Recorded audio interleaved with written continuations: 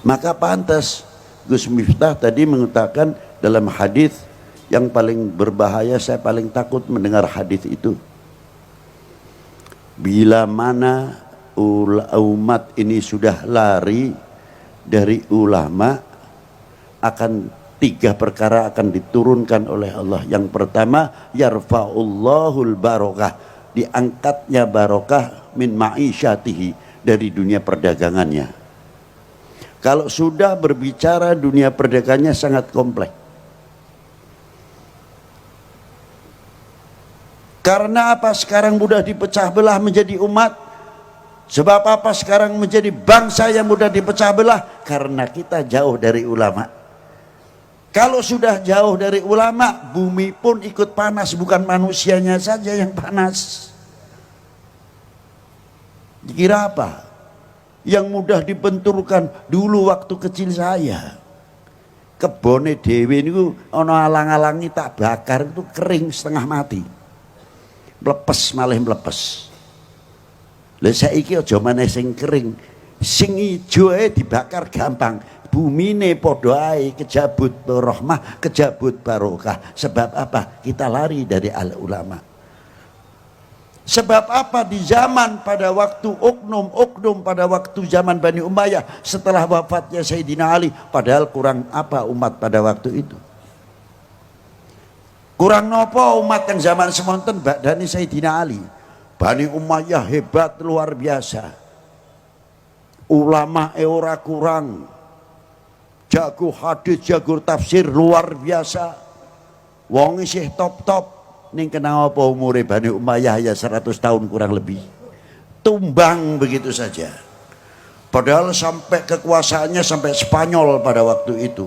350 tahun Islam di Spanyol. Wassalam. Ulama ese akeh. Jamane zaman saiki ulama sing pentolan-pentolan wis akeh diurae neng. Coba. Di zaman Bani Abbas setelah tumbangnya Bani Umayyah, berapa keturunan baginda Nabi para habaib sing dipotong lehernya, dikejar-kejar, bukan sedikit. Dan ulama-ulama pada waktu itu juga tidak sedikit. Sampai terkenal di zaman Bani Abbas 1001 malam di Baghdad. Hancur Harun ar-Rasyid. Sampai turun temurun. Wassalam. Kerajaan. Karena apa sebabnya? Lari daripada ulama. Kuncinya di situ. Maka saya kagum secara pribadi maupun secara membaca tarikh, sejarah. Ini perlu anak-anak muda. Saya malam ini walaupun sudah malam masih bangga sekali. Kalau orang tua saya tidak nyepelekan orang tua sudah jelas. Ini yang paling 80% di sini adalah kaula muda.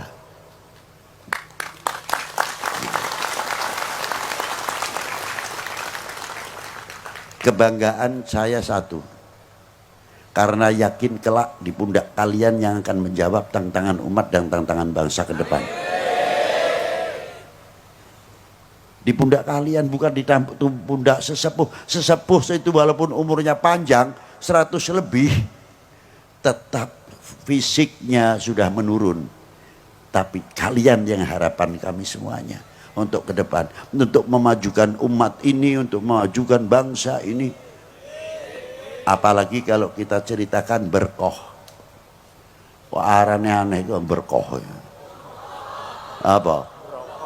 Berokoh niku barokah karepe ngono lho. Muga-muga dadi desa sing barokah, barakatus sholawat. Allahumma amin. Itulah. Nanti saya singgung berkah ono apa. Misal buat melek ae. Nah, terus ulama-ulama itu karena beliau-beliau pada waktu itu sampai dari Spanyolnya, Bani Abbas, oknum-oknumnya tumbang semuanya. Kurang apa? Maka ulama-ulama dari ahli baitin Nabi sallallahu alaihi wasallam diantaranya, dan ulama-ulama yang lain, wis mlebu ring Indonesia. Bahkan ada Sultan Mahmud yang dimakamkan di Tanjung, daerah Barus. Sedo pada tahun 768 Masehi. Berarti Bu, ning zaman Sayyidina Ali sudah ada yang masuk ke Indonesia. Para luar biasa nih ke Indonesia. Loh, kita mesti ini bangga itu. Tanjung itu mana? Di Tapanuli, dekat. Makamnya di atas Ngungkuli Manjati Murio. Dan yang keturunan dari Sayyidina Husain terus dibawa Imam Muhammad al-Baqir, Ali Ja'far Shadiq, Imam Ali al-Uraidi, sampai Imam Ahmad al-Muhajir, sampai panjangannya Syed Muhammad Syekh Marbat mempunyai putra Amir Abdul Malik dan mempunyai putra Imam Abdullah Udmat Khan bin Alwi Amal Faqih. Niku sing pertama kali masuk ten India, ten Hyderabad. Dari keturunan beliau Imam Abdullah Udmat Khan, ibunya Putri Ratu Hyderabad, punya anak Imam Ahmad Shah Jalal. Lah ini yang kita menjadi contoh luar biasa. Ulama besar min ahlil baitin Nabi sallallahu alaihi wasallam, beliau masuk ke daerah Cham atau Champa. Daerah Champa dan daerah Annam sekarang masuk wilayah Vietnam. Nah, Champa niku terkenal putri cempone. Champa maupun Annam agamane sih beda. Ning Champa karo Annam saagama setiap tahun perang bendina niku kena doneke ben wulan sing ngathahake korban. Tidak pernah putus. Saagama sak bangsa. Masuklah Imam Ahmad Shah Jalal. Begitu masuk dengan akhlaknya dan adabnya yang luar biasa, mendapatkan simpati dari Raja Cham maupun Annam. Akhirnya beliau dipilih menjadi raja di Cham dan Annam. Sepakat Raja Champa maupun Annam. Hebat iku sing tak kula hebati ngoten lho. Sing dipilih agamane liya, sing milih agamane liya. Kok bisa lho ora ngoten niku. Niku hebat. Dan itu ditiru oleh wayahipun Imam Ahmad Shah Jalal niku putrane Imam Jamaluddin Husain. Imam Jamaluddin Husain itu yang menurunkan para aulia-aulia yang ada di tanah Jawa, mulai Aceh sampai tekan sak piturute niku kathah 90% putra wayahe Al Imam Ahmad Shah Jalal. Di antarane nalika masuk Malik Ibrahim wonten Jawi Indonesia niki, dan Malik Said Ibrahim Asmara Kondi nggawa Jamaatil Kubra, jumlahe ana sing 200, ana sing 90 pirang kapal. Mangkane disebut Maulana Maghribi, Maulana Maghribi, Maulana Maghribi. Tutunungan Maulana Maghribi kene tekene, kene kuburane kopiahe, kene kuburane sandale. Mboten, Maulana Maghribi bukan telapaan tapi asli kuburan, karena jamaah yang ada di Indonesia ini lebih 400 ulama al-Maghribi. Saking Sadatil Hasan Awil Husaini. Lha niku. Dadi ono sing nang Bisma, ono sing Pekalongan dhewe, Paninggaran dan sebagainya. Siapa beliau? Min ahli baitin Nabi sallallahu alaihi wasallam. Dados pagere tanah Jawa khususnya lan Indonesia pada umumnya, pagere setiap per kilometer dan pantai utara niki terutama selatan apa malih ora lepas kuburan wali siji, wali siji, wali siji. Napa malih daerah kidul Parang Tritis dan sebagainya sing nurunake di antawisipun Ki Ageng Nis, Ki Ageng Getas, Ki Ageng Selo dari Joko Tarub sak piturutipun. Maka dari itu Indonesia terutama menjadi santer menjadi punjer, menjadi lopian contoh yang luar biasa fil alam, di dalam dunia ini. Tapi risikonya kok akhir-akhir kok model mudah dipecah belah. Lho niki lah. Aduh, sebab melayu saking para sesepuh, saking para ulama. Padahal para beliau-beliau tidak andil sedikit di dalam memerdekakan bangsa ini dari belenggu penjajah dan kebodohan. Mboten syiarul Islam saja. Sing kula takoni, awake dhewe kuwi wis tau andil apa, mempunyai kontribusi apa ngisi kemerdekaan iki, sing kula takoni. 45 menangi ora, 47 ora menangi, 48 nang Madiun ada peristiwa apa, kiai luwih 3.000 sing disembelih peristiwa Madiun. Coba awake ora menangi, apa dhewe nurun negakake merah putih, nyeblokake merah putih blas. Napa malih kok zaman semonten sakniki mawon merosotnya nasionalisme, merosotnya memiliki handar beni kecintaan kepada tanah air mulai melentur. Niki sing bahaya. Lho kok iso ning ngono pripip gampang. Ya umpamane bendera diceblokake miring sampai ndeteng kaya iki. Mbok iya medun sing nggang kendaraan atau sing weruh nang kono ditegakake sing lempeng. Kapak-kapak no merah putih niku ada 3 hal di dalamnya: kehormatan bangsa, harga diri bangsa, jati diri bangsa. Ampun ngantos melekat melentur niki ada di dalam merah. Lah niki lah. Makanya tiang yang kuat terhadap cintanya kepada negara pasti orang itu ahli sejarah, mengenal sejarah. Ora beda anak nek taat karo wong tuane temenanan, ngerti perjuangane wong tua. Tapi nek anak orang ngerti perjuangane wong tua, weruhe omahe wis mentereng, sedane ana, kendaraane akeh, begitu ora ana, kakang adik kerah rebutan waris. Itu yang terjadi. Margo si anak ora tahu dididik bagaimana perjuangannya kedua orang tua. Lah nikulah. Begitu pula kalau kita sudah mengetahui perjuangan bangsa ini, ya insya Allah kita tahu akan memperkokoh, memperkuat kesatuan persatuan. Demi apa? Keutuhan Indo. Harusnya kan ngoten. Makanya kula kuatir wenten setunggal ayat kadar bobot hadis, kadar bobot iman seseorang tergantung kecintaannya kepada Kanjeng Nabi. Niki dipelintir niki. Oknum niki pinter terkadang.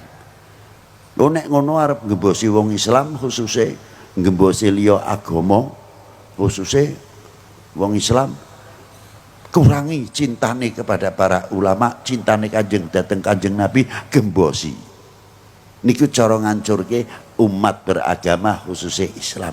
Engko nek wis benturke antar umat beragama, niki tujuan terutama cara pola untuk menghancurkan Indonesia. Sadar itu.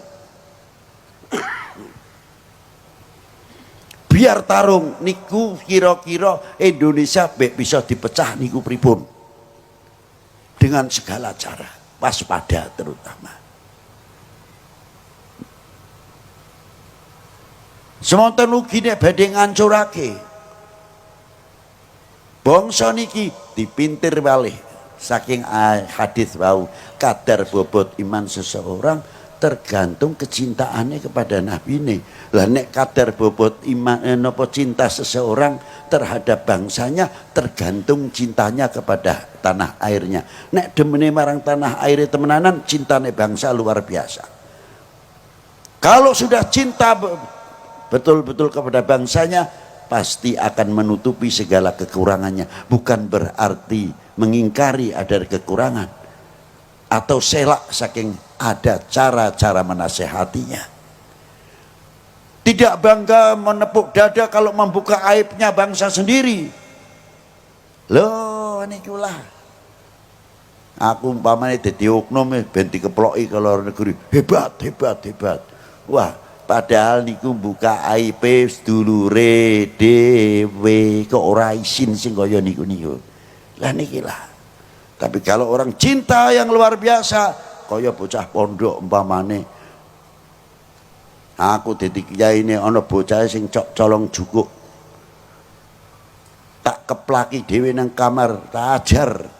Tapi begitu di luar ditanya, "Bib, jare bocah pondok kene kok ana sing tangane dawa priye, Bib? Sapa sing ngomong?" Pondok kene bersih katik bocah-bocah kaya kowe, tapi bocah wis tak ajar, ora nutupi. Di luarnya kita selaku bangsa Indonesia harus berani menyatakan kami bangsa yang besar. Kami punya para leluhur yang luar biasa yang menurunkan kita-kita ini, yang mempunyai intelektual dan ilmuwan yang luar biasa. Buktinya apa? Gawe Borobudur kayak sampai saiki. Gawe Candi Prambanan. Saya kagum melihat Prambanan. Lawang tempatnya cedak dengan gunung berapi. Iki mestine dhuwur semono. Iki nek hitungane ora kuat kangelan. Tekstur tanahnya gimana? Kira-kira ben ora kena goyangan. Itu kok hebatnya. Umpamane nono lindu ono apa kok iso ora terpengaruh. Sekarang sudah tua umurnya ya pantas kena sedikit-sedikit. Tapi biyen carane mikir. Terus arusnya air ini kemana? Nerobos ning liyane apa ora? Loh, orang-orang dahulu sudah berpikir sejauh itu, bukan lihat Borobudur atau Prambanan setelah berdiri. Begitu pula Kanjeng Sunan Kalijogo, Demak pada waktu itu dekat dengan Gunung Murionya. 2000 tahun yang lalu kurang lebih Gunung Murio pernah meletus. Hingga tanahnya itu tanah banyak bergeser atau setengah gambut. Tapi Sunan pada waktu dulu, waktu mendirikan Masjid Demak, ono sokone siji sing arane Soko Tatal. Nek aku berwe keramat. Padahal itu ilmu yang luar biasa. Membuat Soko Tatal bagaimana caranya elastis. Untuk menjaga keseimbangan saka sing wolu. Para ulama kita pun dulu sudah maju luar biasa. Itulah para leluhur bangsa kita, bukan bangsa yang ketinggalan. Abad 9 Hijriah, bagaimana ulama-ulama kita sudah di Masjidil Haram, sudah mengajarkan torekot, sudah mengajar di Masjidil Haram. Lihat di kitab Jami' Karamatul Aulia Jutani. Jadi kita harus bangga. Tapi saiki kok melentur piye kok seneng dijeblokake, dibenturake, percaya karo hoa. Tulung ayo jaga bareng-bareng Indonesia dari segala bentuk perpecahan. Wahai bangsaku yang kubanggakan, relakah negerimu terpecah belah? Buktikan, jangan tidak-tidak saja. Ayo kita bentengi sehingga kita bisa mengejar segala ketinggalan. Ayo gandengan tangan, jangan sampai kita memberikan kesempatan seujung rambut pun kepada oknum-oknum orang lain atau bangsa lain yang akan menunggu pecahnya Indonesia. Padang bulan, padange rembulane sing awe-awe, padang bulan padange kaya rina rembulane sing awe-awe, ngelehake aja turu sore. Kene tak critani kanggo sita wektu sore. Kene tak critani kanggo sita wektu sore. Keindahan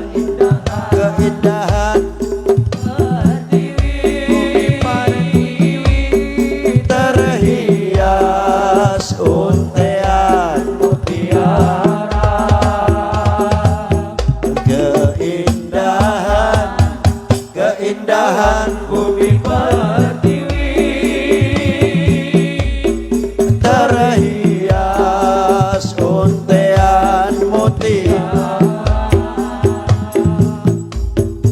pembangun bangsa yang sejati.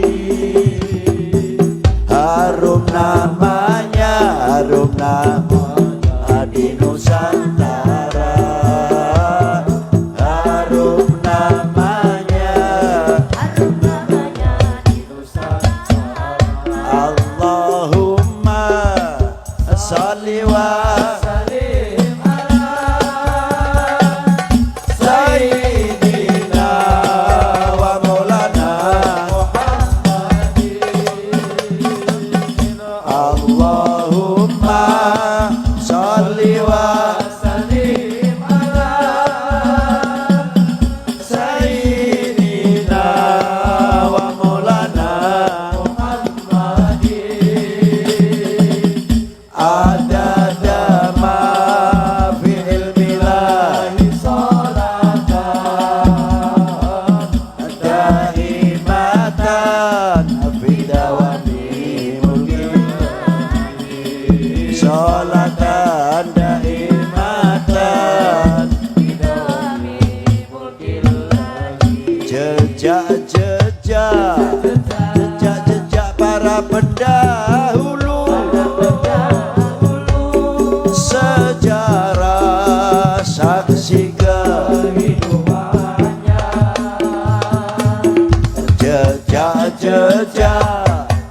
Jejak para pendahulu, sejarah saksi kehidupannya. Tersurat tersirat masa lalu, jadi bekal penerusnya. Jadi bekal penerusnya. Merah putih melekati disinari pancaran imannya. Yang keras. Merah putih disinari pancaran imannya. Dimanapun ia berada, tetap cinta Indonesia. Tetap cinta Indonesia. Bareng merah putih melekati dada, disinari pancaran imannya.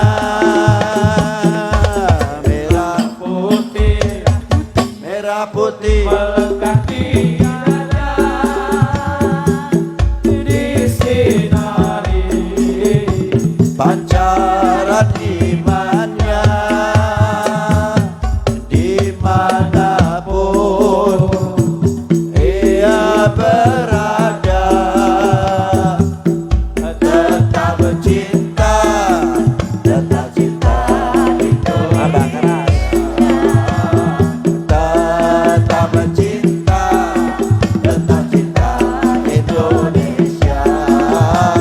Tetap cinta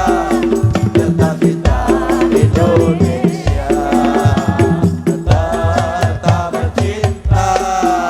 Tetap cinta Indonesia. Bismillahirrahmanirrahim. Allahumma rabbana atina fid dunya hasanah wa fil akhirati hasanah wa qina adzabannar. Allahumma shalli ala sayyidina Muhammad wa ala ali sayyidina Muhammad salatan antunawwiru fi qulubina wa qawalibana wa wujuhana binurillah wa binuri sayyidina Muhammad sallallahu alaihi wasallam. Ya Allah Gusti, sak rombongan pengajian berkah niki. Muga-muga aja diharamake pikantuk syafaate Kanjeng Nabi sallallahu alaihi wasallam. Lan muga diaku dadi umate Kanjeng Nabi sallallahu alaihi wasallam. Dikumpulake dhateng tiang-tiang ingkang dipun cintai dening Allah, dicintai dening baginda Nabi sallallahu alaihi wasallam. Wa sallallahu ala sayyidina Muhammadin wa alihi wa sahbihi wa baraka wa sallam. Walhamdulillahirabbil alamin wal afu minkum. Wassalamualaikum warahmatullahi wabarakatuh.